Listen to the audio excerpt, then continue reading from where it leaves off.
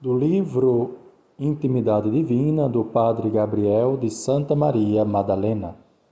Solenidade de São Pedro e São Paulo, apóstolos. O Senhor me livrará de todo mal e me salvará em seu reino eterno.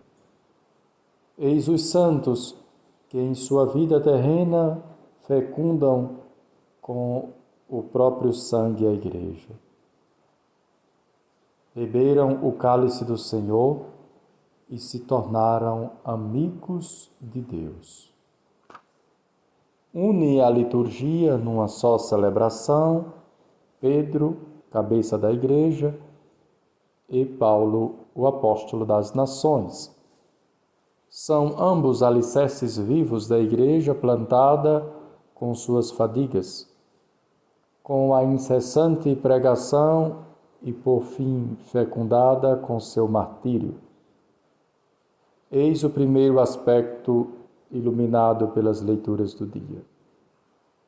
A primeira leitura recorda uma das muitas prisões de Pedro, ordenada pela autoridade política, que, como no processo de Jesus, age para agradar aos judeus. É assim Pedro envolvido na mesma sorte de Jesus. Não pode ser de outro modo, visto que o discípulo não é maior que o mestre. E o mestre avisara: a mim perseguiram, perseguirão a vós também. Para Pedro, porém, ainda não chegou a hora suprema, e assim, enquanto se eleva a incessante oração da Igreja a Deus por ele, vem o anjo do Senhor para libertá-lo. Também hoje Paulo é apresentado em cadeias, mas a sua prisão é definitiva. Terminará com a condenação à morte. O apóstolo está ciente da própria condenação. Suas palavras, porém, não revelam a menor amargura e sim serena alegria por saber que dera a vida pelo Evangelho. Estou a ponto de ser imolado e o instante de minha libertação se aproxima. Combati o bom combate, terminei minha carreira, guardei a fé. Resta-me agora receber a coroa da justiça.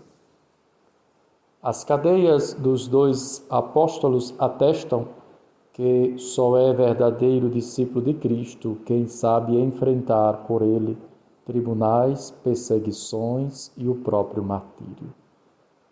Mostram ao mesmo tempo que Cristo não abandona seus apóstolos perseguidos. Vem em seu auxílio para salvá-los dos perigos, como Pedro foi libertado do cárcere, ou para socorrê-los em suas peripécias, como declara Paulo: o Senhor me sustentou e me deu forças. O Senhor me livrará de todo o mal e me levará salvo para o seu reino celestial. Para o discípulo que, como Paulo, deseja unir-se a Cristo, o martírio é libertação. Aliás, é a libertação definitiva que, através da morte, o introduz na glória do seu Senhor. O Evangelho recorda o dia em Cesareia, em que Simão Pedro, às perguntas do Mestre, faz sua grande profissão de fé. Tu és o Messias, o Filho de Deus vivo. Responde-lhe Jesus, congratulando-se com ele pela luz divina que lhe permitiu penetrar seu mistério de Filho de Deus e Salvador dos homens.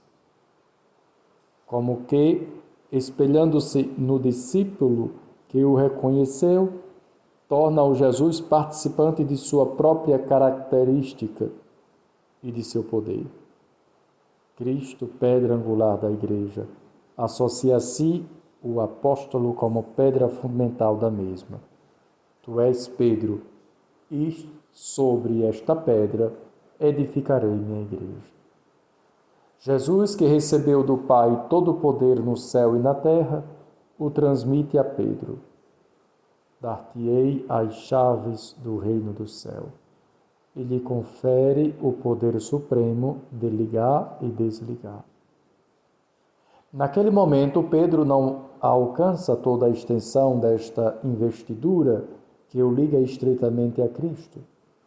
Compreendê-la progressivamente através da contínua intimidade com o Mestre e a dolorosa experiência da própria fragilidade. Quando Jesus o repreende pelo seu protesto ante o anúncio da paixão, ou quando, com um olhar, o fizer compreender a vileza de sua negação, Pedro intuirá que o segredo de sua vitória será unicamente a plena comunhão com Cristo. Animada de absoluta confiança nele e vivida na conformidade com a sua cruz, estará então preparado para ouvir de Jesus estas palavras: apacenta meus cordeiros, apacenta minhas ovelhas.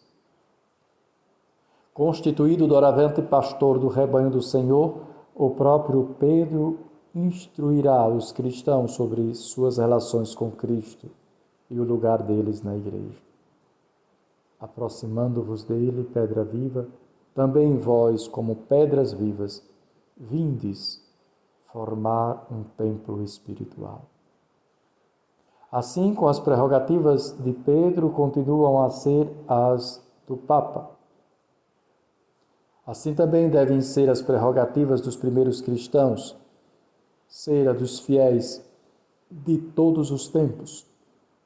Unidos a Cristo, pedra viva, e ao seu vigário, pedra fundamental, são também eles pedras vivas destinadas a edificar e sustentar a Igreja, e isto mediante a oração particularmente pelo Papa, a imitação da primeira comunidade cristã que rezava por Pedro na prisão, mediante a oferta de sacrifícios espirituais concretizados na plena fidelidade ao Evangelho, à Igreja, ao Vigário de Cristo, não obstante as dificuldades e perseguições, confiantes naquele que disse: as portas do inferno não prevalecerão.